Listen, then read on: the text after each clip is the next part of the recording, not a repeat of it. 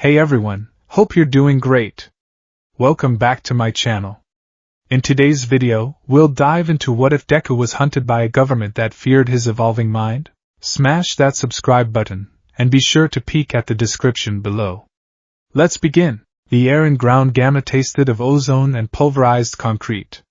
It was a familiar, almost comforting scent to the students of Class 1A, the signature perfume of progress. Today, however, a new, sharper tang cut through it, the metallic scent of tension, thick and suffocating.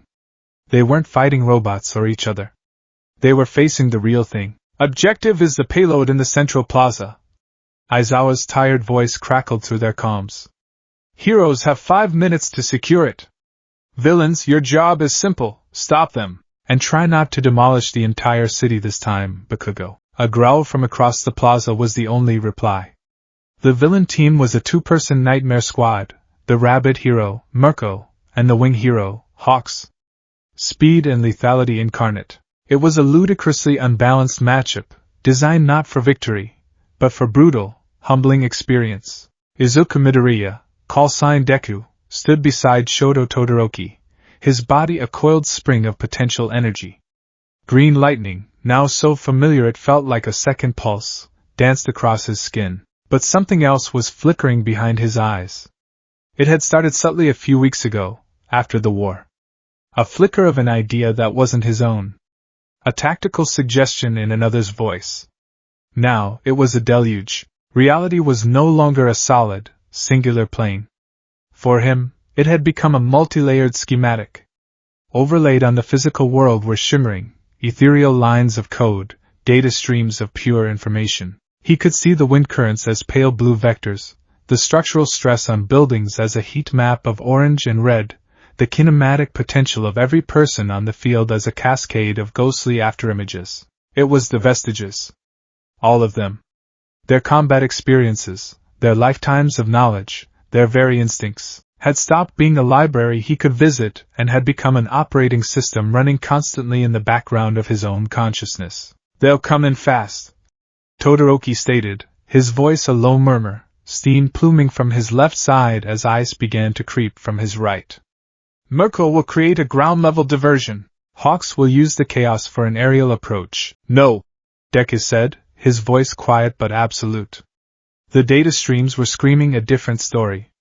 That's probability A, but it's only at 18.7%.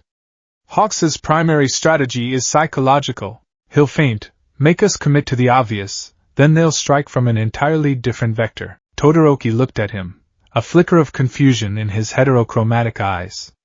How can you be so certain? Before Deku could answer, it began. A flash of crimson feathers shot across the sky, not towards the objective, but towards the periphery, targeting the less mobile members of the class. It was a classic pincer movement feint. Ida, a blue blur of motion, shot off to intercept. Yaoyorozu began creating shields. They were reacting exactly as predicted. Probability B, 32.4%. Deku whispered, his eyes unfocused. Forcing a defensive scramble, then, a blur of white. Mirko wasn't creating a diversion. She was a living missile, ricocheting off the side of a building with a thunderous crack, her trajectory a perfect, parabolic arc aimed directly at the objective. She had used Hawks's feint as a smokescreen for her own blitzkrieg, which leaves the center open for a direct shock and awe assault. Probability C, 48.9%. This is it. The world slowed to a crawl. The vestiges were silent, not with words, but with pure, unadulterated data. Kinetic energy projection Mirko. Vector, 27 degrees, descending. Impact velocity, 120 meters per second. Threat level, critical. Fei Jin's voice, a low hum, use her momentum. Don't block. Redirect. The second user's voice, a sharp crackle, gearshift, second. Apply to ankle joints. Not for speed. For instantaneous torque. Deku's body moved before his conscious mind gave the command. One for all flared to 45%. He wasn't there to fight Mirko head-on. That was a fool's errand. He dropped low, his right foot stomping down not on the ground, but on a piece of rebar-laced debris. He applied gearshift not to his body, but through his leg, into the concrete slab. Mirko, descending like a comet, saw him move. A savage grin split her face. She adjusted her angle midair, her powerful legs preparing for the bone-shattering impact of her Luna Tijeras kick. But Deku wasn't there. The slab of concrete, torqued by an impossible, instantaneous force, flipped upward like a tiddlywink. It wasn't an attack, it was a ramp. Mirko's kick connected with the slab. Her phenomenal force, meant for Deku, was instead transferred into the makeshift ramp. Her trajectory, instead of a downward strike, became a horizontal skid. She shot past the objective, a flurry of curses and surprised fury, and slammed into the far wall of the plaza, momentarily tangled in a web of black whip that had sprung from Deku's arm to cushion her impact just enough to prevent injury. One down, a shadow fell over him. Hawks, the wing hero, had used Mirko's shockwave as cover. He was diving, his movements impossibly fast, a dozen hardened feathers aimed like daggers at Deku's back. Nana Shimura's voice, gentle but firm, float. Just a lift. Negative buoyancy. The sixth user, Un's voice, a hiss of smoke, smokescreen. Not for concealment. For disruption. Deku didn't dodge. He didn't even turn. He activated float, just enough to lift his heels an inch off the ground. Simultaneously, a small, targeted puff of smokescreen erupted from his mouth. It wasn't a cloud to hide in.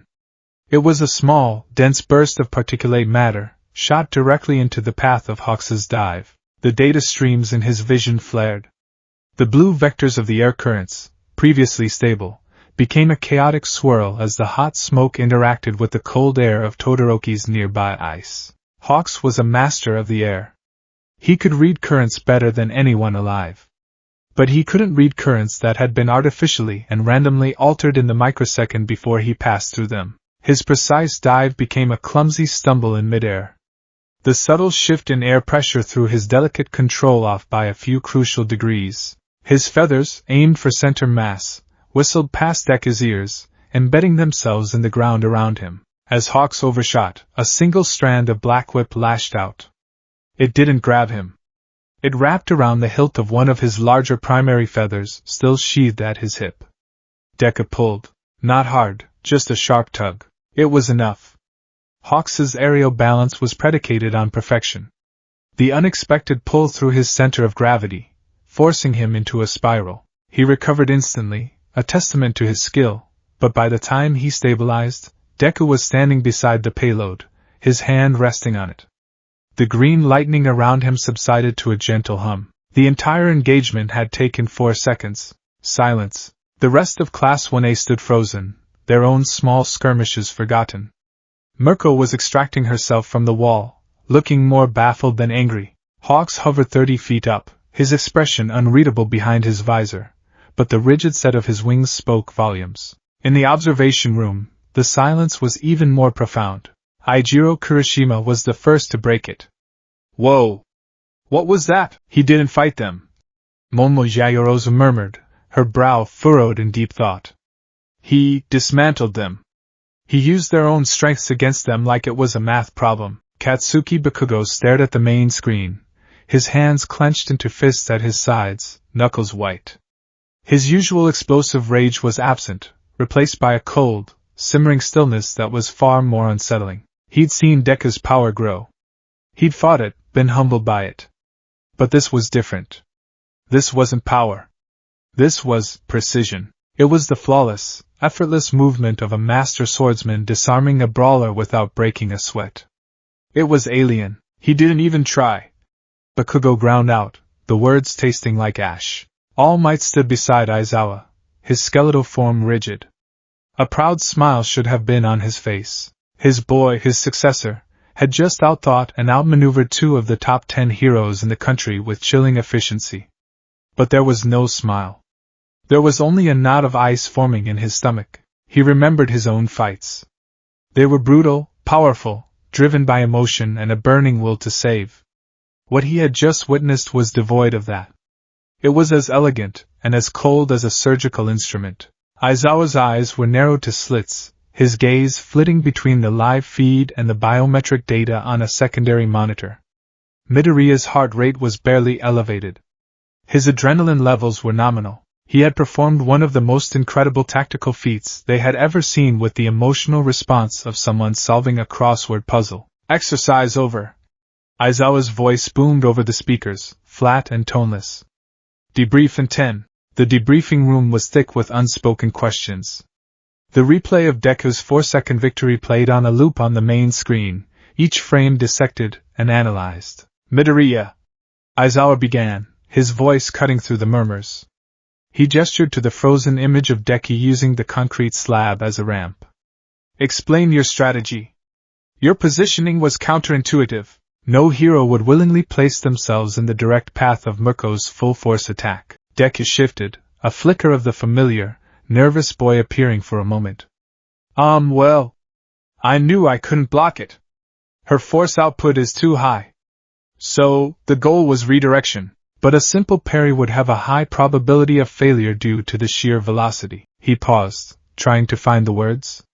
The data streams were still faintly visible to him, overlaid on his classmates' faces. He could see Uraraka's concern as a fluctuating percentage of personal distress, and Ida's confusion as a logical inconsistency flag.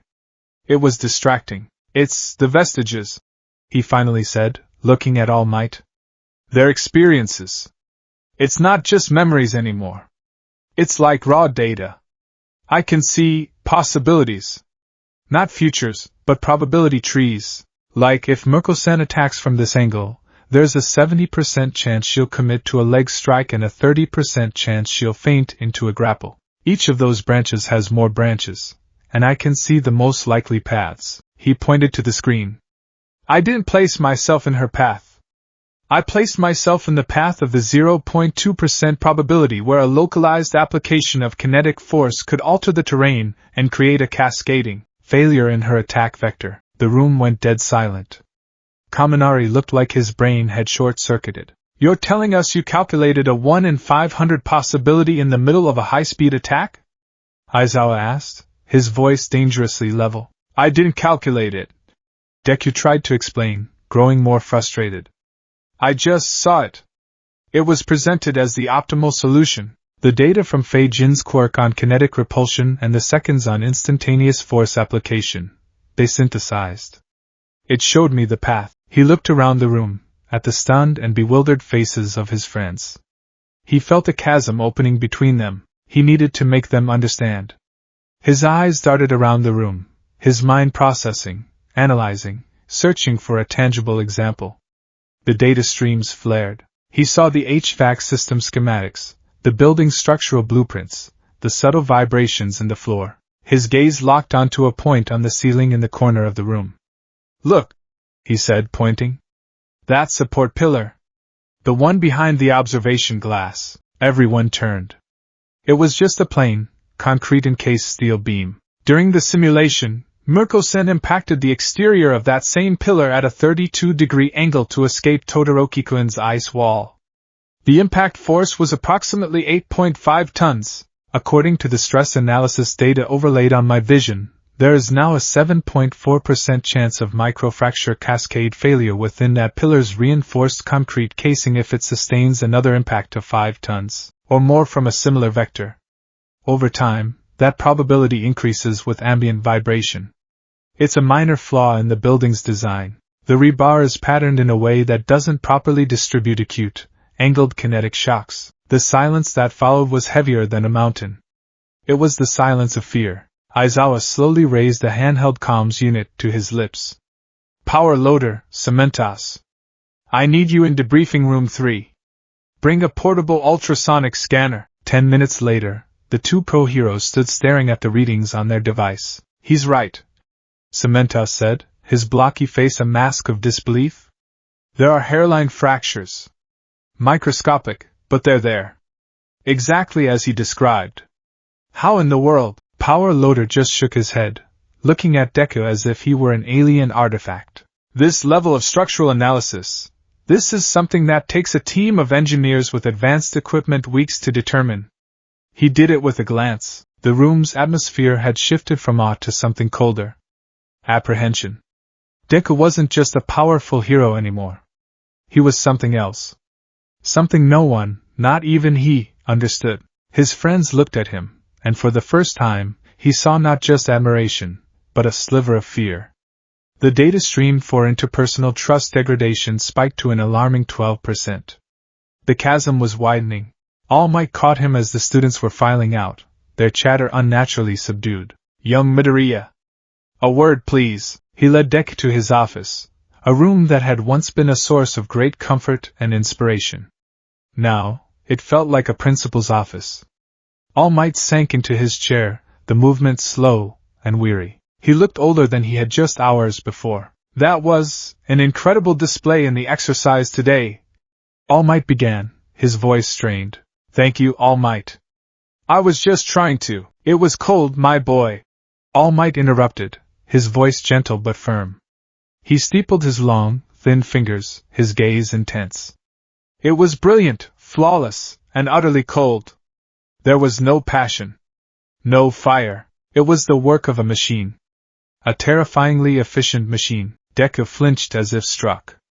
No, that's not. I was trying to be efficient. To end the fight with minimal damage and risk. I know your heart, Izuku. All Might said, using his first name, a clear sign of his deep concern. I know you.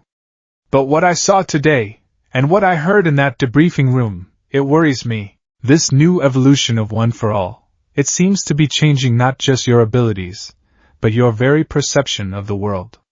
Are you still in there? The boy who cried because he wanted to save people? The question hit Deku with the force of a physical blow. Of course he was. He was right here, but as he tried to form the words, his mind was already categorizing All Might's concern, running diagnostics on his own emotional state, assigning percentages to his own confusion. He felt a surge of panic. Emotional response, defensive. 78%. Logical argument formulation, 22%. Probability of successful reassurance, low. I'm still me. Deku said, the words feeling hollow even to himself. It's just a lot to process. It's like having 9 other people in my head, but they don't talk in words anymore. They talk in solutions. All Might let out a long, slow sigh. He reached over and slid a datapad across the polished surface of his desk. The screen glowed with an official, sterile-looking document. The seal of the Hero Public Safety Commission was at the top. This arrived an hour ago. All Might said, his voice heavy with resignation. It's a summons. For you. Deku picked it up. The language was bureaucratic, dense with jargon that seemed designed to obscure rather than clarify. Mandatory advanced quirk aptitude and psychological evaluation. Subject, Izuku Midoriya. Hero name, Deku. Pursuant to Post-War Public Safety Initiative, Article 7, Section 3. It's being framed as a routine, but mandatory, checkup for heroes with high-impact, evolution-type quirks. All Might explained. A formality, they say. To ensure hero stability in this fragile new era. But the timing, coming right as this change in you is becoming so apparent, it feels too coincidental. Deku looked up, a knot of anxiety tightening in his chest. Do I have to go? All Might's expression was grim. In the current political climate, with the HPSC reasserting its authority after the war, refusing would be seen as an act of non-compliance. It would create a political firestorm that UA and the hero world cannot afford right now. My hands are tied, my boy. We have no legal grounds to refuse. He leaned forward, his voice dropping to a near whisper. Go. Be cooperative. Be honest, but be careful. Don't show them everything. Some things are best kept close to the chest. Deku nodded, his mind a maelstrom. His internal analysis was running wild. Threat assessment, HPSC. Intent unknown. Probability of benevolent intent, 34%. Probability of information gathering for hostile purpose, 45%. Probability of neutral assessment, 21%. He swallowed hard, the numbers feeling like a death sentence. For the first time, his own ability was telling him to be afraid. The HPSC headquarters was a monument to soulless efficiency. A gleaming black tower of glass and steel that pierced the sky, it seemed to absorb the light around it. The lobby was a cavernous expanse of polished marble, so quiet that Deku could hear the faint hum of the climate control system. The air smelled of disinfectant and cold ambition. He and All Might were met not by a familiar hero liaison, but by two men in identical, impeccably tailored black suits. Their faces were blank, their eyes hidden behind dark glasses. They moved with a synchronized, unnerving grace. "Tashinori Yagi! You will wait here," one of the men said, his voice flat. It wasn't a request. "Izuku Midoriya! Come with us." A silent, tense moment passed between Deku and his mentor. All Might gave a slight, almost imperceptible nod, his face a mask of worry. "Be strong, my boy." Deku followed the men down a long, white corridor. The walls were made of a strange, non-reflective material, and sound-dampening panels on the ceiling swallowed the echo of their footsteps. It felt like walking into a void. They stopped at a door that was indistinguishable from the wall, save for a thin black line. One of the men pressed his thumb to a hidden panel, and the door slid open with a faint hiss of decompressed air. "The director will see you now," the man said, gesturing for Deku to enter. Deku stepped across the threshold and the door slid shut behind him, the hiss of its sealing sounding unnervingly final. The room was a perfect cube of white. The walls, the floor, the ceiling, all a blinding, sterile white. There were no windows, no decorations, no features at all, save for a simple black table and two chairs in the exact center of the room. It was a place designed to strip away all external stimuli, to leave a person alone with nothing but their own thoughts. A woman was seated at the table. She wore a severe, dark gray business suit, her black hair pulled back into a tight, flawless bun. Not a single strand was out of place. Her hands were folded neatly on the table. She looked up as he entered, and a smile touched her lips. It was a perfect smile, technically flawless, but it did not reach her eyes. Her eyes were the color of slate, cold, and intensely analytical. They scanned him not as a person, but as a complex problem to be solved. "Izuku Midoriya," she said, her voice smooth and measured, as crisp and sterile as the room around them. "It's a pleasure to finally meet you in person. I've been following your career with great interest." She gestured to the empty chair opposite her. "Please have a seat." Deku walked forward, the silence of the room pressing in on him. He sat, his hands resting awkwardly on his knees. "I am Director Akane Yagami," the woman continued, her cold smile never wavering. "I am the head of a rather new, specialized division within the HPSC. She leaned forward slightly, her gaze unwavering. "Welcome to the Quirk Singularity Response Division. We're here to understand the unique evolution of your quirk." As she spoke the word singularity, a point of no return, a fundamental break in the known rules, Deku's internal data stream flashed with a single, stark warning, overriding all other analyses. The text was a blaring, blood red. Critical threat detected. Probability of hostile intent, 97.8%. The door behind him was sealed. The sterile white walls felt like they were closing in. He was in a cage, and the woman sitting across from him, with her perfect smile and her dead eyes, was holding the key. The glitch in the system had been noticed, and the system was preparing to debug. The white room was an exercise in sensory deprivation. The light was perfectly diffuse, emanating from the walls themselves, leaving no shadows. The air was so still and filtered it felt synthetic, stripped of all scent and life. It was a blank canvas, and Izuku Midoriya was the only subject being painted. Director Akane Yagami's smile remained fixed, a polite, predatory curve. "Let's begin, shall we? This isn't an interrogation, Midoriya-kun. Think of it as a conversation. We simply want to understand the new parameters of your quirk." Deku's mind, however, was already screaming a different narrative. Interrogation. Subject, Izuku Midoriya. Objective, threat assessment, and capability mapping. Deception probability, high. He forced his posture to remain open, his hands resting on the table, just as All Might had advised. Cooperative. Careful. "I'll help in any way I can, Director." "Excellent," Yagami said, her voice smooth as polished glass.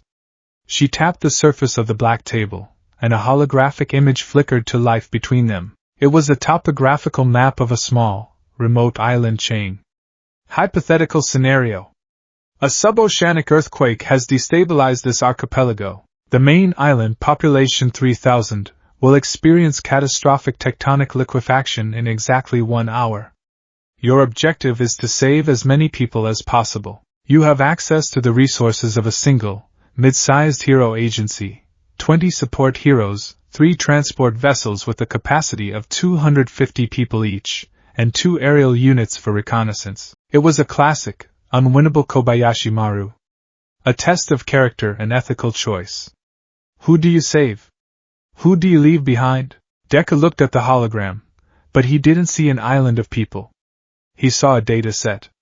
The vestiges weren't whispering, they were inputting Nana Shimura's expertise in civilian rescue. The second user's cold, hard logistics from his time as a resistance fighter. The third's tactical foresight. They coalesced into a flood of pure information. The problem isn't capacity, it's triage and deployment, Deku said, his voice taking on a detached, analytical tone that surprised even himself. The prompt is flawed. Catastrophic liquefaction isn't an instantaneous event. It would begin at the coast and move inland. The seismic data would show which fault lines are most active. He raised a hand, and his fingers traced glowing green lines over the hologram, lines only he could see, but he described them with perfect clarity. The eastern shore is built on younger, more saturated sediment. It will collapse first. Evacuation efforts must begin on the western coast, which is on a more stable bedrock foundation. Your transport vessels are too slow. By the time they make one trip, the docks will be gone. We scrap one vessel. Yagami's eyebrow twitched, the first break in her placid facade. Scrap it? Its components are more valuable than its function. The engine can be repurposed into a generator. The hull plates, reinforced with a simple creation quirk if available, can be used to shore up the primary evacuation point on the western cliffs for an additional 12 minutes. The other 2 vessels don't go to the mainland. They become floating triage centers, shuttling people from the cliffs via a pulley system constructed from the island's defunct ski lift cables, which my analysis indicates are rated for a tensile strength sufficient for this purpose. He continued, his voice gaining speed, the data flowing out of him unimpeded. The 20 support heroes are divided. 10 for crowd control and infrastructure repurposing, 5 with earth-moving or strengthening quirks focus on the evacuation cliff face. The remaining 5, the fastest, will perform rapid sweeps of the eastern shore, not to evacuate, but to deploy emergency beacons and flotation devices. Triage Protocol Alpha. Prioritize the young and the able-bodied who can assist in the evacuation. Protocol Beta. Prioritize essential personnel, doctors, engineers. Protocol Gamma, all others. It's brutal, but it maximizes the number of survivors. The aerial units aren't for reconnaissance. They are for ferrying the most critical casualties from the transport vessels to the mainland. With this model, projected survival rate increases from the obvious 25% to approximately 68.4%. It's not perfect, but it's optimal, he finished, taking a breath. The room was silent. He looked at Yagami. Her smile was gone. Her face was a mask of cold, hard calculation. She had presented him with a test of his heart, and he had answered with a spreadsheet. She didn't comment. She simply swiped her hand, and the island vanished, replaced by a complex chart of hero agencies and political affiliations. Second scenario, she said, her voice a fraction tighter. A coordinated, nationwide strike by support-class heroes. They demand better pay, better insurance, and formal recognition on par with combat heroes. Public opinion is divided. The government refuses to negotiate. Within 48 hours, essential services, search and rescue, disaster cleanup, and infrastructure support will grind to a halt. How do you resolve the situation without caving to their demands or causing a civil war? Deku's mind was already 3 steps ahead. The web of political connections on the chart lit up with data streams of influence, rivalries, and pressure points. You can't fight the Union, he said immediately. Their position is sympathetic to the public. Direct opposition would make them martyrs. So you fracture them from within. You identify the 3 most influential but ideologically opposed leaders of the movement. He pointed to 3 names on the chart. This one is a populist, driven by public image. This one is a pragmatist, focused on monetary gain. And this one is an idealist, a true believer in the cause. You approach them separately. To the populist, you leak a targeted media story painting him as the sole voice of reason in the movement, subtly isolating him from the others. To the pragmatist, you open a back-channel negotiation, offering a slightly less generous but immediate financial package for her specific faction, undercutting the general strike. To the idealist, you present falsified intelligence suggesting one of the other leaders is a government plant, sowing discord and paranoia. He spoke with the chilling detachment of a seasoned spy master. While sowing internal chaos, you use government-loyal heroes to perform a series of high-profile, successful disaster responses, showcasing that the system can function without the strikers.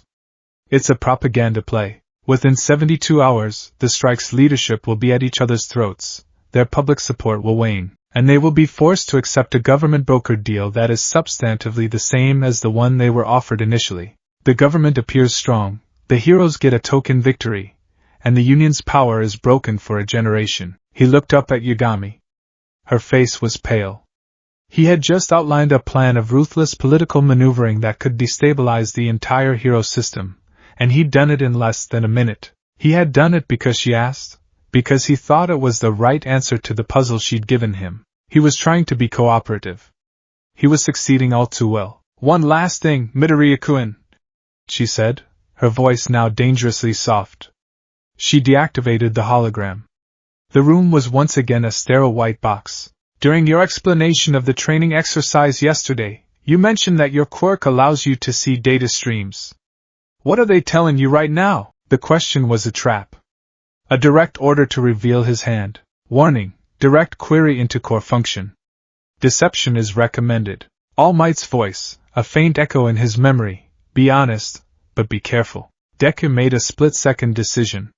He wouldn't lie, but he would give them a truth so mundane it would seem harmless. "I can see the building's power grid," he said calmly.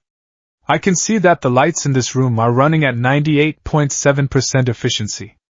I can also see the network traffic for the HPSC building. There's an unusual spike in encrypted data being routed from this sector to the National Hero Network's central server. It's probably just a security audit," he said it casually, a throwaway observation. But Yagami's blood ran cold. He wasn't just seeing power grids. He had, with a glance, identified 3 hypothetical security backdoors her own division had secretly installed in the National Hero Network just last week. It was a test within a test, and he had passed it with terrifying, unconscious ease. And, Deku added, a final, fatal bit of helpfulness. "Judging by the current news cycle and hero deployment schedules, there's a 12% probability that shares in the Yaoyorozu family's advanced materials division will see a minor dip in the next hour due to a competitor announcing a new polymer. It'll rebound by the end of the day though." He was just reading the data, connecting dots that were, to him, as plain as day. To Akane Yagami, he was reading the future. He was a boy who could predict the stock market, dismantle political movements, and see through the nation's most secure digital fortresses as if they were made of glass. She stood up, her composure perfectly restored. The polite, false smile returned. "Thank you, Midoriya-kun. That was most illuminating. The evaluation is complete. My agents will escort you back to the lobby." As Deku left the room, the door hissing shut behind him, Akane Yagami stood alone in the white void. The mask of civility fell away, replaced by an expression of stark, unadulterated fear. Her hands were trembling. He wasn't a boy. He wasn't a hero. He was a weapon of mass disruption walking around in a teenager's body. A stray thought, a bad day, a moment of grief, and he could bring the entire country to its knees without throwing a single punch. She turned and spoke to the empty air. "Did you get all that?" a hidden speaker crackled. "Every word, Director." The briefing room was the antithesis of the White Chamber. It was a dark, circular space, the only light coming from a ring of holographic displays that showed charts, biometric data, and video feeds. In the center of the room stood Akane Yagami. Around her, seated in the shadows, were 3 figures, their faces obscured, their identities known only as the overseers of the HPSC. "The subject's abilities have exceeded our most aggressive projections," Yagami said, her voice echoing in the chamber. She gestured to the main screen, which now showed a recording of Deku's face, his eyes distant as he calmly dismantled her scenarios. He no longer thinks, he processes. He no longer feels, he calculates. The collective consciousness of one for all is integrating with his psyche at an exponential rate. He is on the verge of becoming a true post-human intelligence. A singularity. She played the audio of Deku's analysis of the hero's strike. His voice, calm and clinical, filled the room. This was not a theoretical exercise for him, Yagami stated, her tone grim. This was a blueprint. He possesses the predictive and strategic capacity to destabilize the nation's infrastructure, its economy, and its political landscape. He is a walking singularity event. We are one bad day, one emotional crisis, one moment of disillusionment away from him deciding that he knows what's best for us all. One of the shadowy figures leaned forward. Your recommendation, Director? We cannot control him. We cannot reason with an entity that sees reason as a variable in an equation. We cannot risk him falling into the wrong hands, or worse, developing his own agenda. Yagami said, her voice dropping to a near whisper, heavy with conviction. The potential for catastrophic misuse is absolute. He represents an existential threat to the stability of the nation. My recommendation is containment, and if containment is not possible? Another overseer asked, his voice a low rumble. Yagami's face was grim. Then neutralization. For the good of the many. There was a long silence. The fate of a boy was being weighed against the fear of a nation. You have your orders, Director, the first overseer finally said. Isolate the asset. Begin public narrative conditioning immediately. We need the populace to see him not as a hero, but as a danger. Proceed with containment protocol, Green. Understood, Yagami said with a sharp nod. The net was about to be thrown.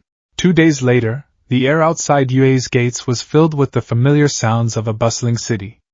Deku was walking back with Ida and Uraraka after a brief, approved trip to a local bookstore. The evaluation felt like a strange, unsettling dream. He had told All Might that it went fine, that they just asked questions. He omitted the details, not wanting to worry him further, but the memory of Yagami's cold eyes was a splinter in his mind. A sudden explosion rocked the street 2 blocks away. It was minor, more a loud bang than a destructive blast, followed by the sight of a low-level villain with a simple gigantification quirk swatting at cars like they were toys. It was a common enough occurrence. A villain! We must assist the local heroes, Ida declared, his hand already chopping the air. Let's go, Uraraka said, her expression determined. Deku was already moving, but his mind was racing faster than his feet. The data streams were flickering erratically. Villain threat level, low. Public disruption, moderate. Probability of escalation. The numbers suddenly spiked. A new variable had appeared, a flicker of energy he couldn't identify. Then he smelled it. Gas. A man in a maintenance worker's uniform, unnoticed in the initial panic, was sprinting away from a utility access panel on the side of a building. He had been too quick, too deliberate. Warning! Unscheduled release of combustible gas. Rupture point, primary city main. Chain reaction probability, 89%. It's a trap! Deku yelled, his voice cutting through the noise. The villain is a distraction! There's a gas leak! Even as he spoke, a stray spark from a damaged traffic light ignited the spreading cloud of gas. A plume of fire erupted from a manhole cover, followed by another down the street. It was a chain reaction, just as his mind had predicted. The villain looked just as surprised as everyone else. Civilians were screaming, trapped between the rampaging, oafish villain and the line of fire. Deku didn't hesitate. He was a hero. This is what he did. Ida, use your speed! Create a path for civilians to evacuate westward, away from the gas line. Uraraka, on me! We need to get people out of that apartment building before the fire reaches its base. His mind was a supercomputer in the heart of the chaos. He saw it all, the fire's path, the structural weaknesses of the buildings, the panicked movements of the crowd. He shot into the air with float, a strand of black whip lashing out to snag the oversized villain's ankle. He swung him around, not as an attack, but using his massive body as a shield, deflecting the force of a subsequent explosion away from a bus stop crowded with terrified people. "Uraraka, the fire escape is compromised. Get to the roof. I'll send people up," he shouted into his comms. He dove into the smoke-filled alley beside the apartment building. He used 30% one for all in his legs to leap from wall to wall, grabbing people from windows and balconies, a child here, an elderly couple there, and depositing them gently onto the roof where Uraraka could make them float safely down to the evacuation zone Ida was clearing. He moved with a speed and precision that was breathtaking. A controlled burst of smokescreen snuffed out a fire that threatened to ignite a car. A precise application of Fa Jin's kinetic energy to a lamppost caused it to fall and create a bridge for a trapped family. In 5 minutes of controlled, calculated chaos, he had single-handedly prevented a massive tragedy. He had saved every single person. By the time the fire department and other pro-heroes arrived, the villain was webbed up in Black Whip, the fires were mostly contained, and the last civilian was floating to safety. Deku stood in the middle of the street, covered in soot, breathing heavily. He had done it. He had saved everyone. He felt the familiar, warm glow of a job well done. He didn't see the QSRD agent in the crowd, disguised as a news cameraman, his lens focused not on the saved families, but on the destruction. He didn't hear the agent speaking softly into his collar mic. "Visuals acquired. Spin the narrative. Subject's power is volatile. The incident was hero-induced. Emphasize the chaos, not the rescue. Release the prepared statements from our anonymous HPSC sources."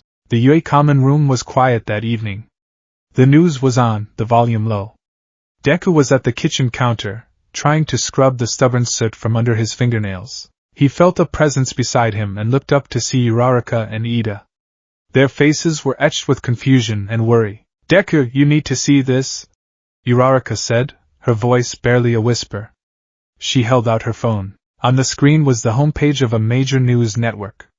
The headline was a punch to the gut. "Yui's student's rampage. Was Deku's heroism a cover for his unstable quirk?" Deku's blood went cold. He took the phone. The article was filled with quotes from HPSC officials speaking on the condition of anonymity. They painted a terrifying picture. They claimed that an energy surge from Midoriya's quirk had been detected just moments before the first explosion. They suggested that his erratic movements and the widespread destruction were evidence of a quirk spiraling out of his control. The villain was a footnote. The gas leak was framed as a consequence of his initial power surge. His rescue efforts were described as a chaotic attempt to mitigate the damage he himself had caused. On the large television screen across the room, a news anchor was speaking with a grim expression. "The Hero Public Safety Commission has issued a statement urging for calm, but sources tell us there are growing concerns within the government about so-called singularity-class quirks and the potential for hero-induced disasters." The screen showed a photo of Deku. It was a candid shot from today, his face grim with concentration, green lightning crackling around him. In the context of the story, he looked less like a hero and more like a monster. He looked from the phone to the television, then to the faces of his friends.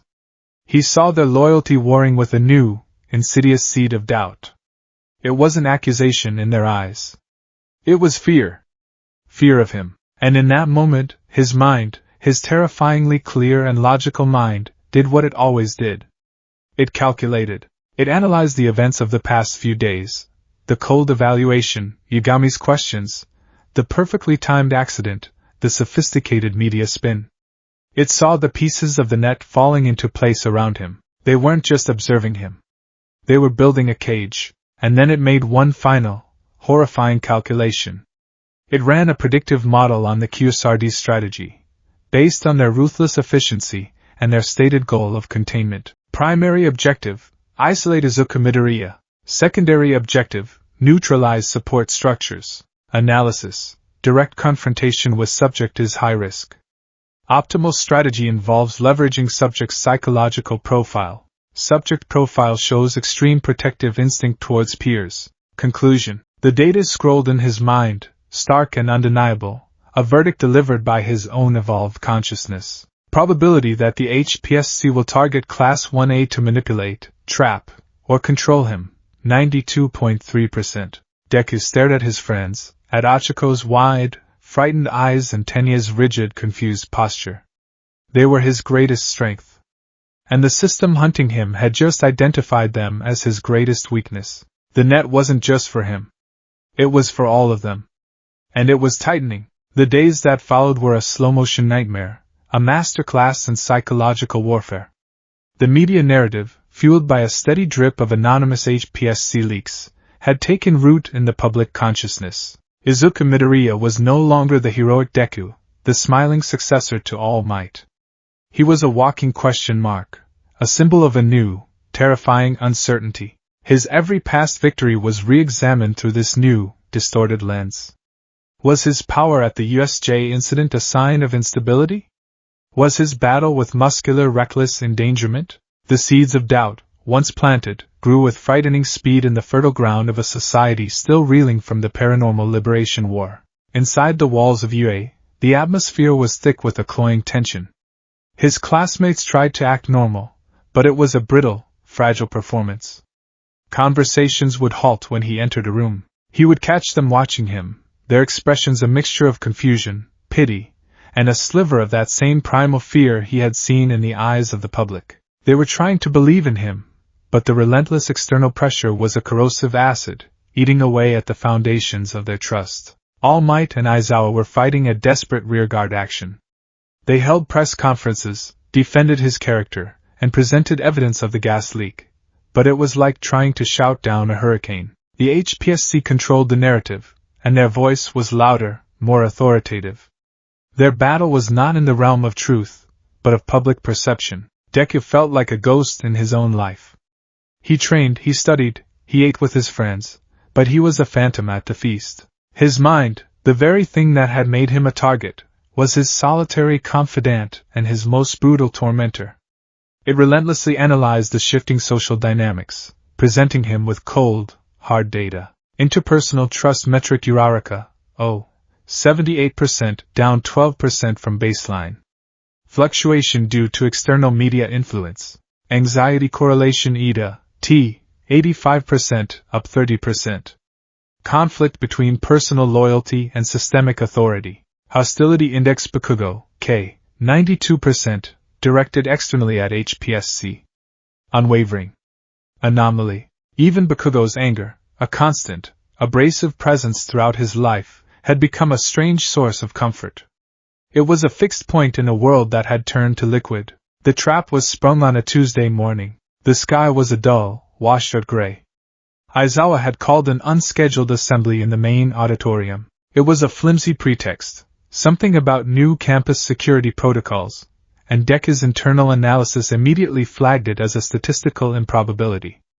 Aizawa hated assemblies. He walked beside Todoroki, the silence between them heavier than usual.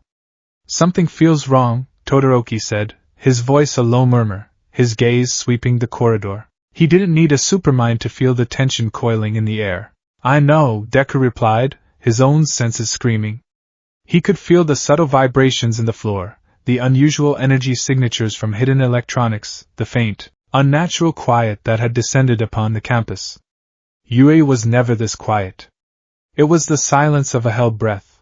They entered the auditorium. The entire student body was there, a sea of anxious faces. All Might stood near the stage, his skeletal form looking smaller and more fragile than ever. He caught Deku's eye and gave a minute, almost imperceptible shake of his head. It was a warning. Too late. As the last student filed in, the heavy auditorium doors slammed shut with a deafening, metallic boom. They didn't just close, they locked. Thick, reinforced steel shutters slid down over the windows, plunging the hall into a dim, artificial twilight lit only by emergency lighting. Panic rippled through the student body. From a side door, Director Alkane Yagami emerged, flanked by a dozen figures in black tactical gear. They were not police. They were not heroes. Their uniforms bore a single, stark emblem, a stylized Q fracturing into a web of lines. The Quirk Singularity Response Division. "Attention students of UA High School," Yagami's voice boomed through the PA system, cold and devoid of emotion. "By the authority of the Hero Public Safety Commission and under the provisions of the Emergency Quirk Containment Act, we are here to take one of your own into protective custody." Every eye in the hall turned to Deku. Izuku Midoriya, Yagami's voice was like a shard of ice. You are deemed a threat to public safety due to severe quirk-induced mental instability. Surrender peacefully, and no one else will be involved. Aizawa stepped forward, his capture weapon already unfurling, his eyes blazing with a furious red light. Yagami! You have no authority on my campus. This is an illegal abduction. On the contrary, Aizawa-sensei, Yagami retorted, holding up a datapad displaying a warrant signed by the highest echelons of the government. We have every authority. Stand down, or you will be charged with obstructing a national security operation. All Might moved to stand beside Aizawa, his anger a palpable force. You will not take my student! But it was a stalemate. The QSRD agents raised their weapons, advanced devices humming with energy. The students were trapped. A fight here would be a massacre. Deku stood frozen, the world a dizzying cascade of data. He saw the tactical positioning of the QSRD hunters. He analyzed their gear, their stances, their quirks. Agent Alpha, sensory deprivation. Projects a field that nullifies light, sound, and olfactory senses within a 10-meter radius. Agent Beta, localized gravity spike. Can increase gravitational pull up to 50 G in a focused area. Targeting solution, subject's limbs. Agent Gamma, mental static. Emits a psychic frequency that disrupts higher cognitive functions and complex thought. Primary strategy, isolate, immobilize, incapacitate. Combined effect is designed to specifically counter one for all and the subject's analytical abilities. His mind ran 1,000 combat simulations in the span of a single heartbeat. Every single one ended in his capture and a high probability of collateral damage to his friends. Fighting was a losing battle. Running was the only variable left. Bakugo let out a guttural roar. You want him, you tin pot fascists? You're gonna have to go through me. Explosions began to crackle in his palms. Kirishima hardened his arms. Todoroki's left side began to smolder. Class 1A was closing ranks around him, a defiant, terrified wall of solidarity. And that was the moment Deku knew he had to go. They would get hurt for him. They would have their careers, their very lives, destroyed for him. The QSRD was counting on this. They wanted him to fight back, to prove their point that he was violent and unstable. He had to take that option away from them. Stop! Deku's voice was quiet, but it cut through the rising tension. He looked at Bakugo, at Uraraka, at Ida, at all of them. His friends. His family. The pain in his chest was a physical thing, a crushing weight. Don't, he whispered. Then he moved. It wasn't a burst of speed. It was a flicker. He activated 20% one for all, not to attack, but to evade. He dropped low as the mental static agent fired a wave of psychic energy. The wave passed over his head, disorienting several students behind him, but leaving him untouched. He pushed off the floor, launching himself towards the side wall. The gravity spike agent targeted his legs, but Deku, anticipating it, had already activated float. The gravity field latched onto empty air as he drifted upwards. Contain him! Yagami shrieked. The sensory deprivation agent created a sphere of absolute blackness and silence around Deku's projected path. It was a perfect trap. Inside that sphere, he would be blind, deaf, and helpless. But Deku wasn't aiming for the wall. He was aiming for the ceiling vents.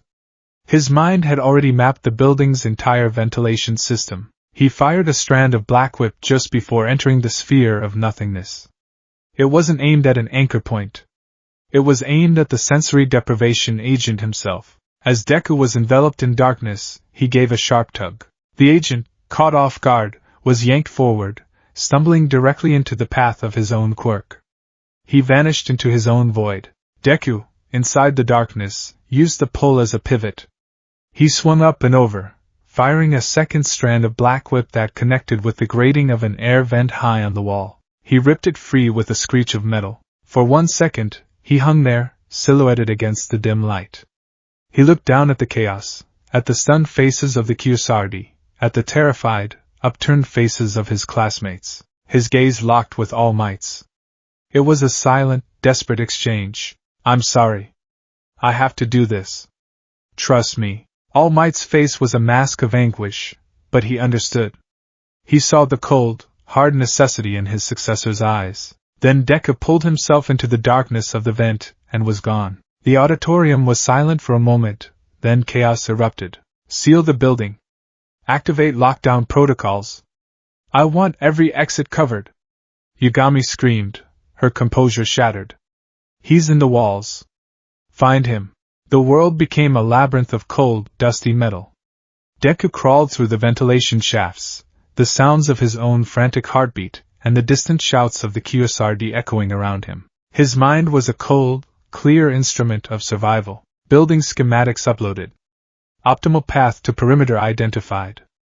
Evasion probability, 67%. He moved with a grim purpose, ignoring the scrapes and bruises from the tight confines. The voices of the vestiges were a low hum in his mind, a chorus of survival instincts. Danger sense flared. He froze. Ahead, at a junction in the ducts, he felt a wave of hostile intent. They were anticipating his route. He backtracked, his mind racing. They thought he was an animal, fleeing in a straight line. He had to think like a ghost. He burst out of a vent into an empty classroom. He was across the room and out the door in a second, a green blur of motion. He didn't use the main corridors. He used maintenance tunnels, janitorial closets, the spaces between the spaces. He moved through the school he knew so well like a phantom, always one step ahead of the hunters. He found a discarded janitor's jumpsuit and a baseball cap in a supply closet. It was a flimsy disguise, but it was better than nothing. He pulled the cap low, hiding his distinctive hair. He needed to get off campus. The walls of UA, once a sanctuary, were now the bars of his cage. His mind projected a map of the campus perimeter, highlighting security camera blind spots, patrol routes, and potential exit points. The main gate was impossible. The walls were too high, too well monitored. But there was one weakness. A drainage culvert on the far side of the campus, near the forest of ground beta. The grating was old, rusted. His analysis showed a high probability of structural failure under focused pressure. That was his door. He emerged from the school building into the gray afternoon, hunched over, trying to look like a groundskeeper heading home. His heart hammered against his ribs. Every student he passed, every faculty member, felt like a potential threat. He could feel their eyes on him. Was it just casual curiosity, or was it suspicion? He reached the edge of the forest, the tree-line offering a welcome shroud of darkness. He slipped between the trees, his movements silent and fluid. He was no longer a hero student. He was a fugitive. He found the culvert. It was exactly as his mind had predicted, a thick iron grating set in concrete, streaked with rust. He knelt, his fingers tracing the corroded metal. A quick, focused burst of One for All channeled through his fingertips. Not a smash. A vibration. He used FA gene to resonate with the rusted bolts, shaking them loose from their moorings. With a final, sharp tug, the grating came free with a low groan. A dark, damp tunnel leading out from under the UA security fence lay before him. Freedom. He took one last look back at the school, a towering silhouette against the dying light. It was his home, his dream. And he was leaving it behind. The pain of that choice was a physical agony. He thought of his mother, of his friends, of All Might. A single, hot tear traced a path through the grime on his cheek. He wiped it away with a furious, trembling hand. There was no time for grief. Grief was a luxury he could no longer afford. He slid into the darkness of the culvert, pulling the grating back into place behind him. The sounds of the school faded away, replaced by the drip of water and the scuttling of unseen things. He emerged half a mile away, in a public park. The air was cold, smelling of rain and damp earth. He was out. He was free. And he was utterly, terrifyingly alone. He kept to the shadows, moving through the back alleys and forgotten corners of the city. His mind was a relentless guide, pointing out surveillance cameras, police patrols, and potential witnesses. He was a ghost in the machine of the city, and his quirk was the key that let him see the code. Hours later, starving and exhausted, he found himself in a grimy, rain-slicked alley in the city's industrial district. The air was thick with the smell of chemicals and decay. Across the street, A cheap electronics store had a bank of televisions displayed in its window, all tuned to the same news channel. He huddled in the shadows of a dumpster, the brim of his cap pulled low, and watched. His own face stared back at him from a dozen screens. It was a grim, grainy photo taken from the UA security feed as he escaped. The headline blared in bold, sensational text, UA fugitive, hero DKU escapes custody, nationwide manhunt declared. The reporter's voice was grave. Sources within the HPSC confirmed that Izuku Midoriya, also known as the hero Deku, violently resisted a lawful attempt to place him in protective custody today. He is considered armed, extremely dangerous, and mentally unstable. The public is warned not to approach him under any circumstances. They had done it. They had twisted his calculated, non-violent escape into the act of a dangerous criminal. They had painted him as the monster they wanted him to be. He looked at his reflection in a puddle of grimy water. The face that looked back was gaunt, smudged with dirt, the eyes wide with a haunted look. The bright, hopeful boy who wanted to be a hero was gone. In his place was a ghost, a fugitive haunted by the numbers and probabilities scrolling endlessly behind his eyes. Probability of capture within 24 hours, 48%. Probability of successfully proving innocence, 12%. Probability of survival. He cut the thought off. That was a number he didn't want to see. He was Izuku Midoriya. He was the ninth holder of One for All. He was a hero. And he would not be broken. He pulled the cap down tighter, turned his back on his own face, and melted deeper into the city's shadows. The hunt had begun, and the ghost was now on the run. The city became a hostile wilderness.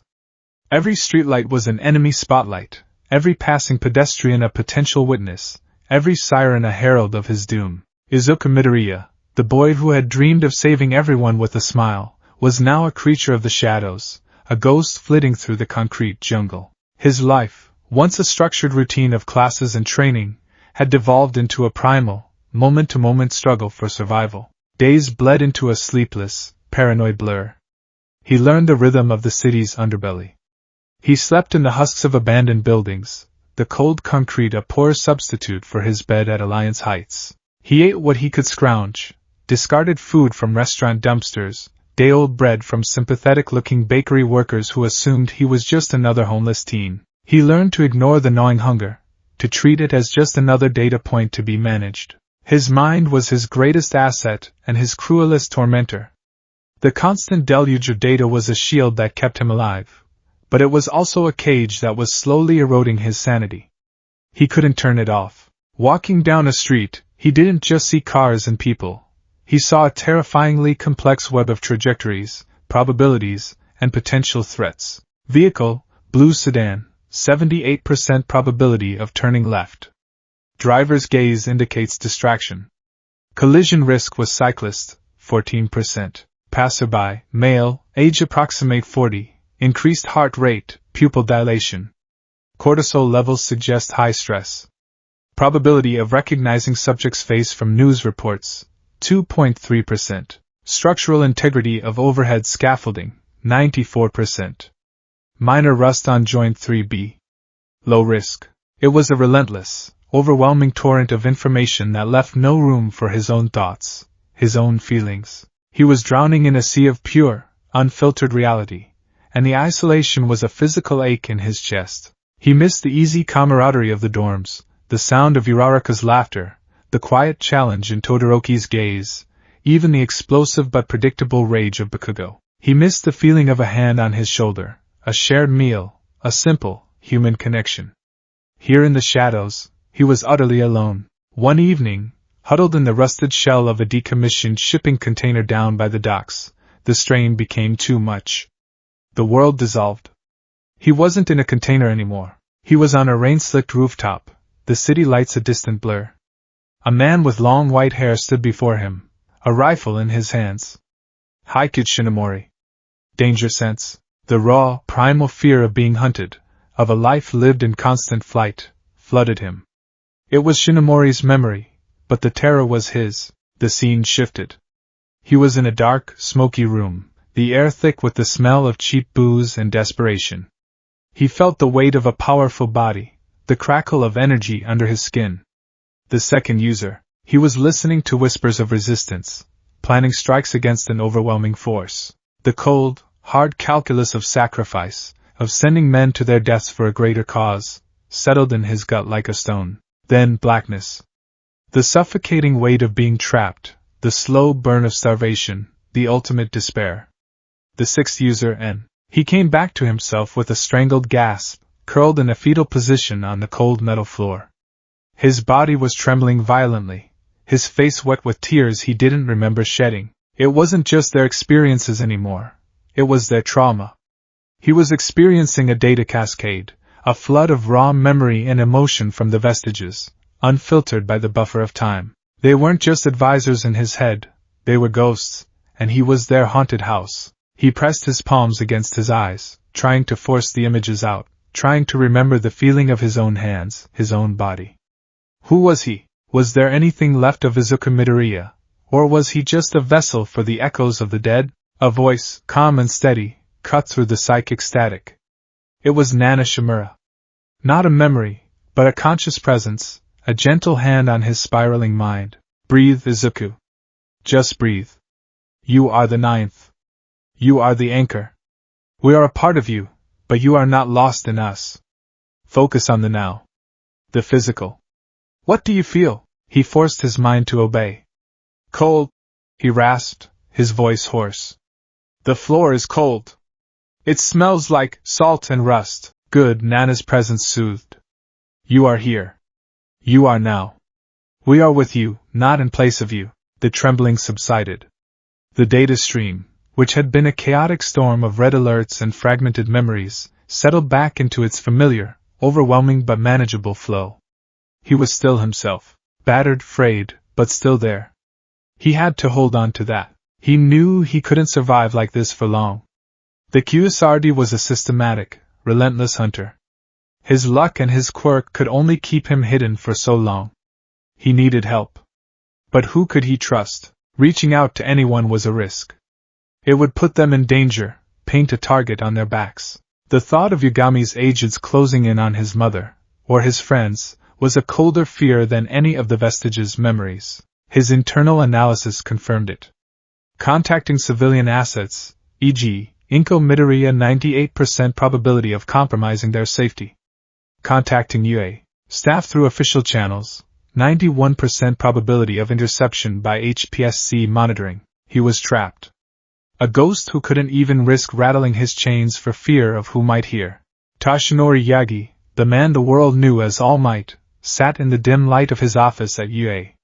He looked like a wraith, a hollowed-out effigy of the hero he once was. The guilt was a cancer, eating him from the inside. He had sent his boy, his son in all but blood, into the lion's den. He had told him to be cooperative, and that cooperation had been twisted into a weapon against him. He and Aizawa had been fighting a losing war on two fronts.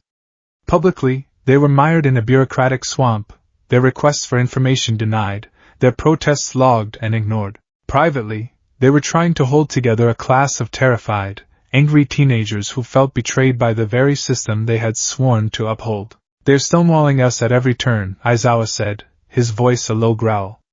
He was pacing the length of the office like a caged panther. Every inquiry hits a national security roadblock.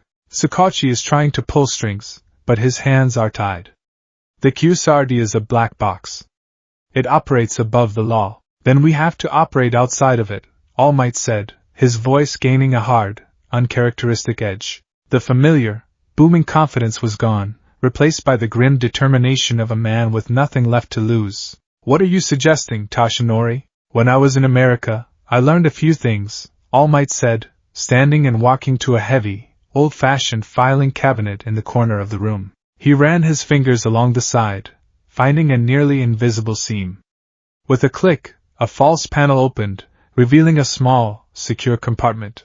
Inside was a collection of items that looked like they belonged in a Cold War spy film. A one-time pad for cryptography, a set of untraceable burner phones, and a small, leather-bound notebook. The government has eyes and ears everywhere in the digital world, All Might continued, pulling out the notebook. So we go pre-digital. We go old school. He flipped through the notebook, his eyes scanning pages of handwritten notes, old contacts, and coded locations. Before hero work became so corporate, a network of us existed. A network built on absolute trust. We had ways of communicating that couldn't be tracked. Dead drops. Coded messages in public places.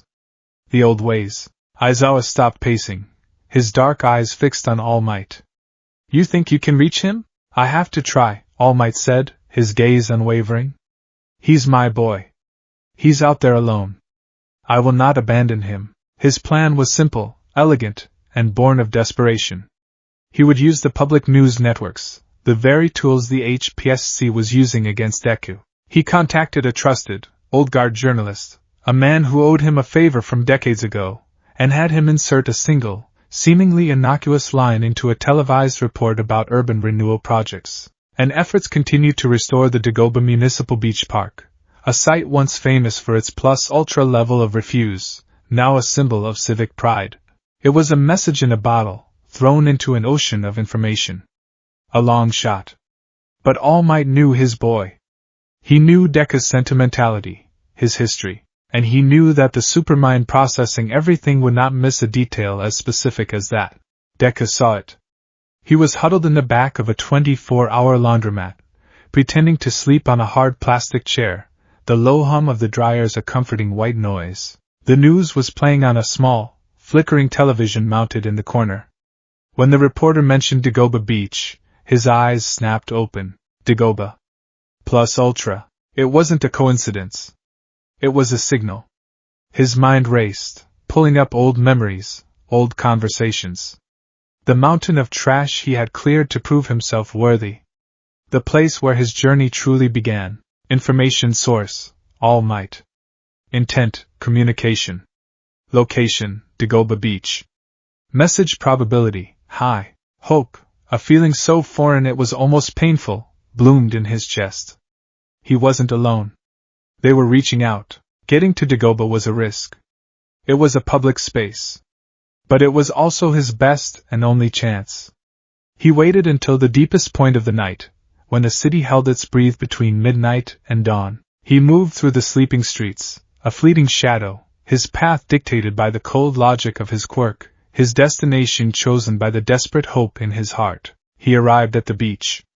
The sand was clean now, the air fresh with the salty tang of the sea. It was a world away from the garbage heap he had first encountered. Under the pale light of a crescent moon, he saw it. Tucked into the hollow of an old, discarded tire that had been left as a sort of monument, was a small, waterproof package. His hands trembled as he opened it. Inside was a simple burner phone, a protein bar, and a note written in All Might's familiar, slightly shaky handwriting. My boy. I am so sorry. We are with you. The phone is secure. Turn it on at 0300. We have a place for you. Be strong. Plus ultra. Deku choked back a sob, clutching the note to his chest. He devoured the protein bar in 3 bites, the first real food he'd had in days. The energy that flooded his system was as much from the relief as it was from the calories. At precisely 3 a.m., he turned on the phone. It rang once. Young Midoriya? All Might's voice, strained and full of static, was the most beautiful sound he had ever heard. All Might, Deku breathed, his voice cracking. I'm here. Thank God, All Might exhaled, a universe of relief in those 2 words. Listen to me. We don't have much time. I'm sending you coordinates. It's an old industrial bakery, long since abandoned. It's owned by a friend. It's safe. Can you get there? Yes, Deku said, his mind already plotting the safest, fastest route. Good. Someone will be there to meet you. Be careful, my boy. The line went dead. The coordinates appeared on the phone screen, then the device itself began to smoke. Deku dropped it just as it sparked and died, the self-destruct mechanism ensuring it couldn't be traced. He had a destination. He had a lifeline. For the first time in days, he wasn't just running from something. He was running to something. The abandoned bakery was a hulking brick monolith in a forgotten corner of the city. The air around it smelled of stale flour and rust. Deku approached it with extreme caution, his danger sense on high alert, his mind scanning for any sign of a trap. He saw no surveillance, no energy signatures, nothing out of the ordinary. He slipped through a broken window into the cavernous main room. Moonlight streamed through grimy skylights, illuminating colossal, silent mixers and ovens that looked like ancient iron gods. Flour dust, thick as velvet, coated every surface. A figure emerged from the shadows. Deku immediately dropped into a defensive stance, green lightning crackling to life. "Easy, kid," the voice was gruff, familiar. Detective Naomasa Tsukachi stepped into a beam of moonlight, his hands raised in a placating gesture. His trench coat was rumpled, his face etched with exhaustion, but his eyes were steady and full of a grim sort of kindness. "Tsukachi-san," Deku breathed, the tension draining out of him. "It's good to see you in one piece, Midoriya," the detective said. "Though you look like hell, no offense." Deku managed a weak, tired smile. "None taken." The reunion with All Might, who arrived a few minutes later with Aizawa, was a torrent of emotion. All Might wrapped Deku in a hug, his bony frame surprisingly strong. For a moment, Deku allowed himself to collapse against his mentor, the crushing weight of the past week finally catching up to him. He was just a boy again, scared and exhausted, and he was safe. "We failed you, my boy," All Might whispered, his voice thick with emotion. "We won't fail you again." Aizawa, ever the pragmatist, simply placed a hand on Deku's shoulder. His expression was as stern as ever, but his eyes held a deep, burning anger directed not at Deku, but at the world that had done this to him. "You did what you had to do to survive," he said. It was the highest praise Aizawa could give. They had brought supplies, fresh clothes, food, water, a medical kit. As Deku ate, they filled him in. "The QSRD is a ghost division," Tsukachi explained, his face grim. "They operate on a black budget with authority that seems to supersede even the Prime Minister's office. Director Yagami answers to a shadowy council within the HPSC. They've built a fortress of bureaucracy around their operations, but they're not infallible," a new voice said.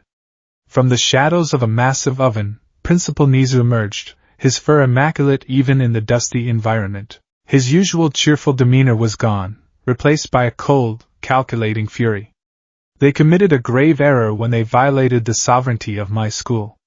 An error for which they will pay dearly." Nizu, it turned out, was furious. The invasion of his campus was an insult he would not abide. He had dedicated his own formidable intelligence and UA's considerable off-the-books resources to their small resistance cell. "And you have one other, reluctant ally," All Might added, a complex expression on his face. He slid a tablet across a flour-dusted workbench. It showed a video call, the connection encrypted. On the screen was the glowering face of the #1 hero, Endeavor. "Midoriya." Endeavor's voice was a low rumble, like grinding stones. "The HPSC tried to control me my entire life. They tried to turn me into their perfect, compliant weapon. I see them trying to do the same to you. I will not stand for it." It wasn't an offer of friendship. It was a declaration of war against a common enemy. His involvement was a closely guarded secret. His position as the #1 hero made him a powerful, if volatile, asset on the inside.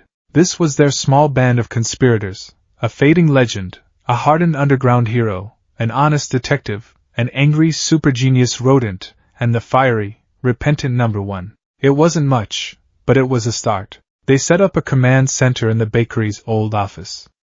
Nizu provided them with a secure, untraceable line to the internet, routed through a dozen shell corporations and offshore servers. For the first time, Deku could use his ability not just for survival, but for offense. He sat before a bank of monitors, his fingers flying across a keyboard. The data streams in his vision, once a source of terror, now became a weapon. He dove into the web, a shark in a sea of information. He began to monitor the QSRD's digital footprint, what little of it there was. He analyzed their encrypted communications, looking for patterns, for weaknesses. The vestiges guided him. The second and third users, with their experience in subterfuge and resistance, helped him identify protocols and command structures. Yoichi Shigaraki, the first user, with his innate understanding of how power corrupts, helped him see the psychological weaknesses in their organization. Days turned into a week. Deku worked relentlessly, fueled by coffee and a burning desire for justice. He slept in short, fitful bursts, often waking from data cascades of the other users' lives. But here, in the relative safety of the bakery, with his allies around him, it was bearable. He was no longer just a fugitive. He was a soldier in a hidden war. And then he found it. It was late. The bakery was silent, save for the hum of the computers. Deku's eyes, red-rimmed and tired, were staring at a stream of encrypted data packets being routed from a QSRD server to an external network. It was sloppy, a minor error in the encryption key, probably a junior technician's mistake. But it was enough. He broke through the first layer of security. Then a second. He was in. It wasn't their main server, but a tertiary communications hub. He saw patrol schedules, agent rosters, equipment requisitions, and then he saw a file flagged with the highest priority, Project Chimera Contingency Plan Gamma. His blood ran cold. He sliced through the file's protection. It opened to reveal a series of psychological profiles of his classmates: Uraraka Achiko, leverage, family's financial instability. Approach, offer of lucrative HPSC contract in exchange for cooperation. Ida Tenya, leverage, deep-seated respect for authority and rules. Approach, frame cooperation as a heroic duty to help a sick friend. Bakugo, Katsuki, leverage, pride and rivalry. Approach, frame Midoriya's flight as an act of cowardice, challenge him to a confrontation. It was a detailed, horrifyingly accurate plan to use his friends, his family at UA, as bait. They weren't just planning to flush him out, they were preparing a contingency to turn his own friends against him, to methodically dismantle his entire support system. The net he had feared wasn't just tightening, it had been woven with threads pulled from the hearts of the people he loved most. He stared at the screen, at the cold, clinical text outlining how they would manipulate and break his friends. The quiet hum of the computer seemed to fade away, replaced by a roaring in his ears. The vestiges were screaming, not with data, but with pure, undiluted rage. And for the first time since his escape, Deku's own voice joined them. This was no longer just about his freedom, this was about protecting his family. And he would tear the whole damn system down to do it. The air in the abandoned bakery turned glacial. The psychological profiles on the screen were not just an attack plan. They were a violation, a desecration of the sacred bonds Deku held dear. The calculated, clinical way they dissected his friends' personalities, identifying their vulnerabilities as levers for manipulation, ignited a cold, precise fury within him. It was a fury unlike Bakugo's explosive rage or Endeavor's burning resentment. It was the icy, silent wrath of a system being pushed past its breaking point. "They're going after my friends," he said, his voice dangerously quiet. The words hung in the dusty air, heavy as gravestones. All Might, Aizawa, and Tsukachi, who had been reviewing logistics in the corner, rushed to his side. They stared at the screen, their own expressions hardening into masks of grim disbelief. "This is monstrous," Tsukachi breathed, his innate sense of justice recoiling from the sheer cynicism of the plan. "It's Yagami's playbook," Aizawa growled, his fists clenching at his sides. "Isolate the target, dismantle their support structure, then move in for the kill. She's not just hunting you, problem child. She's salting the earth around you. We have to warn them." All Might insisted, his voice trembling with a mixture of fear and anger. "No," Deku said, his eyes never leaving the screen. The data streams in his vision were churning, processing the new information at a blinding speed. "That's what she wants. If we warn them, they'll become self-conscious, act differently. The QSRD will know their plan is compromised and they'll either accelerate it or change tactics to something we can't predict. Right now, we have one advantage. We know what they're going to do." He stood up, a new, chilling authority in his demeanor. The frightened, hunted boy was gone, replaced by a field commander staring at a battlefield. "We can't protect them by hiding them. We have to use this.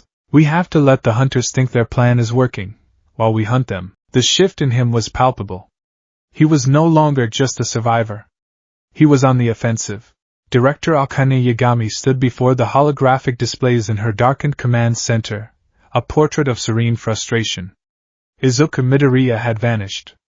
For over a week, there had been nothing. No sightings, no uses of his quirk that could be tracked, no digital footprint. He had become a ghost, a statistical anomaly she couldn't account for. It was infuriating. Her meticulous, orderly world had a chaotic variable in it, and it was driving her to distraction. He's being aided, she stated to the two figures standing at attention before her. A boy his age, no matter his intelligence, could not disappear this completely on his own. He has a support network. She brought up the files of her two top field agents. They were her scalpels, her most precise and deadly instruments, reserved for operations that required absolute success. The first was a tall, unnervingly still man codenamed Silence. His real name was lost to HPSC records.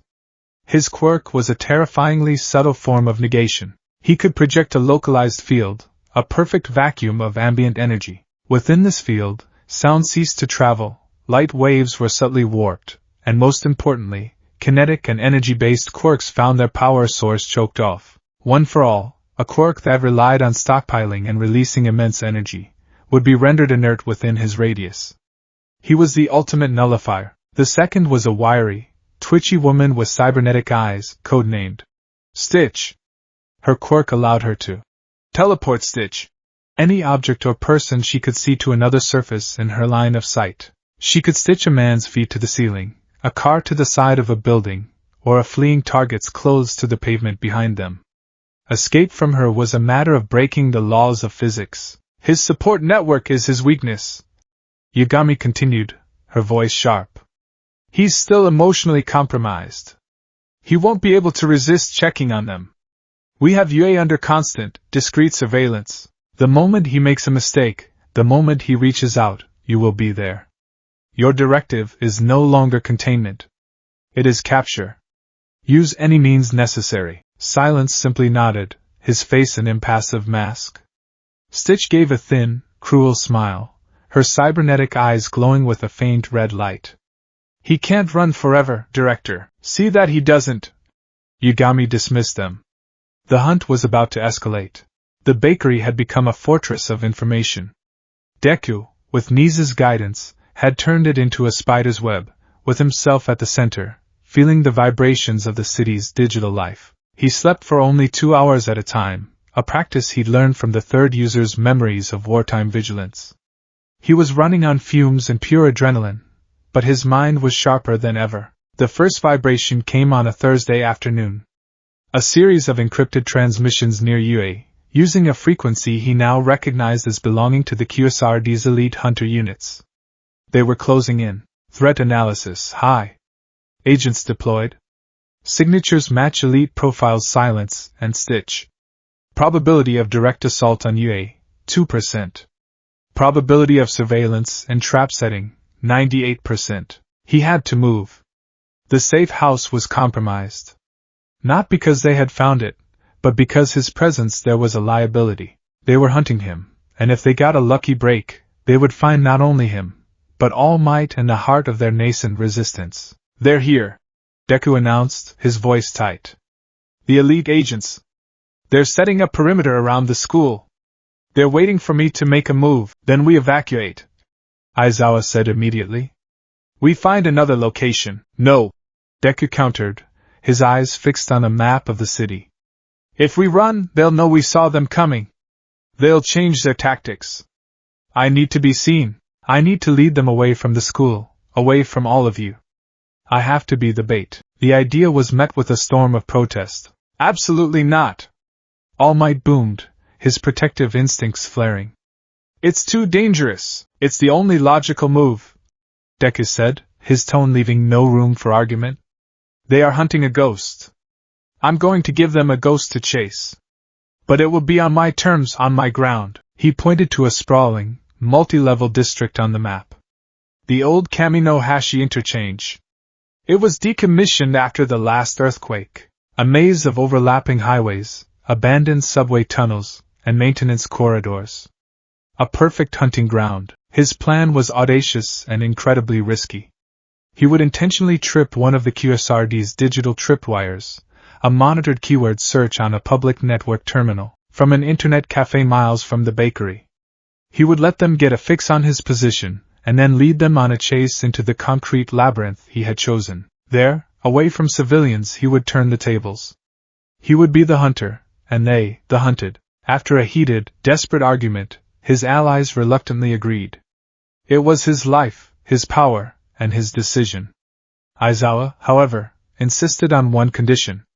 He handed Deku a modified earpiece. "This is a dead man's switch," Aizawa explained, his expression grim.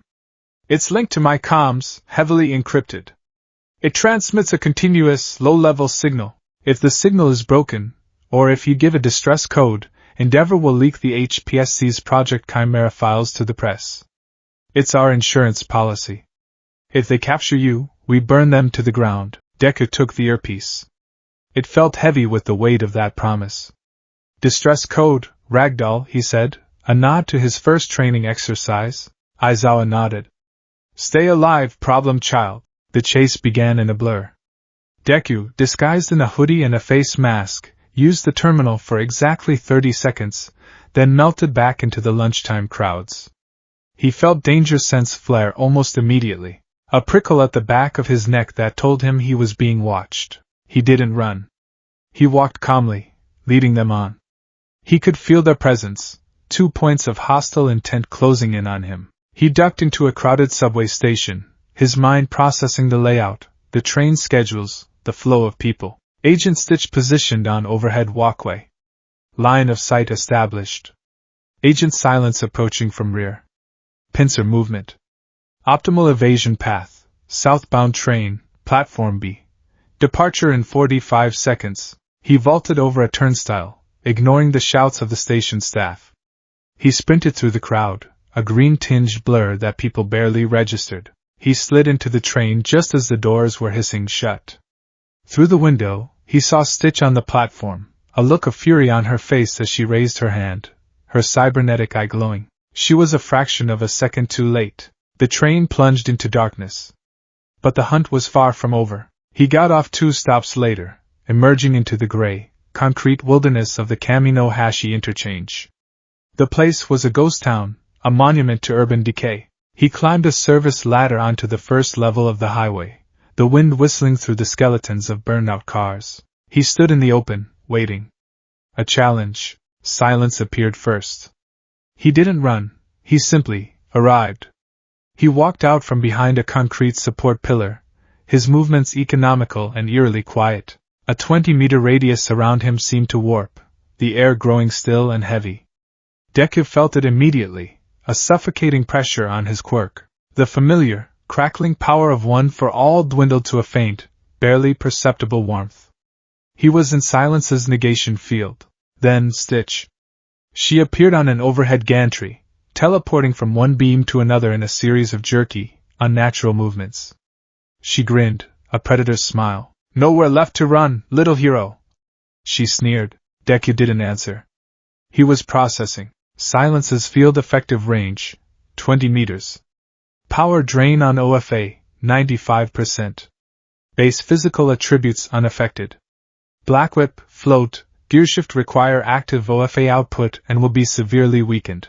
Stitch's quirk requires line of sight. Targeting lag, 0.8 seconds. Material limitation, unknown. Assumed solid surfaces only. He couldn't fight them head-on. That was suicide. He had to use his brain, his environment, and the one thing they didn't have, the complete architectural and structural data of the entire interchange, which was currently scrolling through his mind. He sprinted. Not away, but deeper into the maze. He leaped over a collapsed section of highway, landing on a lower tier. Stitch was on him in an instant. He saw her eyes flash and felt a violent tug on the back of his hoodie. She had stitched him to the spot where he had just been, but he was already in motion. He shrugged out of the hoodie in a single, fluid movement, leaving it pinned impossibly to the air behind him as he continued to run. He heard Stitch curse in frustration. He ducked into an entrance to the abandoned subway tunnels beneath the interchange. The darkness was immediate and absolute. But for Deku, it wasn't dark. His mind, cross-referencing blueprints with the subtle air currents and temperature changes, painted a perfect wireframe model of the tunnels in his vision. He heard them enter behind him. Silence's negation field was a moving bubble of sensory death. Deku stayed just outside its edge, letting his danger sense guide him. He led them on a winding chase through the subterranean labyrinth. It wasn't a panicked flight, it was a calculated tour. He was testing their limits, observing their teamwork. They were good. Incredibly good. Silence hurted him, cutting off his power and escape routes, while Stitch acted as the spear, striking from unexpected angles. But they had a weakness. They relied on their overwhelming power. They weren't thinking tactically, they were just chasing. Deku found what he was looking for, a large, circular junction where 3 main tunnels converged. In the center of the chamber was a massive, rusted-out ventilation fan, its blades thick with grime. The power grid was dead, but the manual override, a huge, iron lever, was still there. He skidded to a halt in the center of the chamber, kicking up a cloud of dust. He let them corner him. Silence and Stitch emerged from 2 of the tunnels, blocking his exits. They had him. "Game over, kid," Stitch said, her cybernetic eyes glowing brightly in the gloom. "You're right," Deku said, his voice echoing in the chamber, and he slammed his foot down. He wasn't aiming at them. He was aiming at a specific, pre-stressed section of the concrete floor he had identified earlier. He channeled the tiny, flickering remnant of One for All, just 5%, into a single, focus point, augmented by a flicker of Fa Jin's kinetic recall. The concrete didn't shatter. It fractured. A huge cloud of thick, choking dust, decades of accumulated grime and debris, erupted from the floor, instantly filling the entire chamber. Stitch's greatest weapon, her line of sight, was gone. "I can't see!" she yelled, her voice panicked. But the dust cloud was a calculated part of a larger plan. Deku had analyzed the air currents. The eruption of dust, combined with the pressure difference between the 3 tunnels, would create a vortex, channeling the entire cloud towards the giant ventilation fan. Silence, ever the professional, took a step forward, expanding his negation field, trying to quell the chaos. But he was nullifying energy, not particulate matter. Deku moved. Blind to them, but not to his own internal map. He leaped onto the fan's housing and grabbed the massive override lever. With a surge of adrenaline-fueled strength, he pulled. With a deep, protesting groan of rusted metal, the huge fan blades began to turn. The vortex of dust was sucked towards it. Silence and Stitch, caught in the sudden, powerful current, were dragged along with it. Stitch tried to stitch herself to the floor, but the thick, swirling dust meant she couldn't get a solid visual lock. She was firing blind. Silence was slammed against the fan's protective grating. The impact knocked the wind out of him, and for a crucial second, his concentration lapsed. His negation field flickered and died. In that instant, One for All came roaring back to life within Deku, a flood of glorious, crackling power. He didn't attack. He used Black Whip.